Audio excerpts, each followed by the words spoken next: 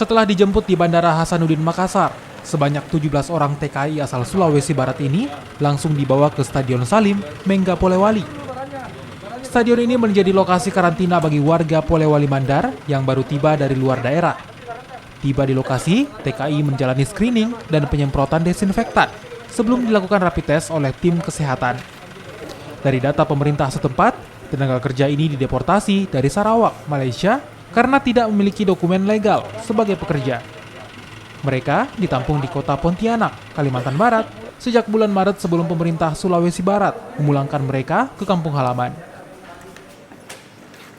Polman ini untuk bukan pertama kalinya, ya. Sudah ketiga kalinya ini, pertama 3, kedua 21, dan ini 15 orang. 15? Dari Sulbar 17, 2 Majene, 15 orang untuk Polman. Ini asalnya dari mana? Dari Malaysia semua ini. Itu via apa? Lewat bandara? Pontianak, bandara. Kami jemput bandara. Yang kemarin-kemarin semua di kapal laut Pare-Pare. Ini bandara. Itu sudah dilakukan pemeriksaan? Ya? Sudah dilakukan pemeriksaan? Sudah. Dia sudah swab. Hasil swabnya bagaimana, Pak? Negatif semua. Negatif. Tapi tetap di karantina? Ya, di karantina diistirahatkan lah dulu.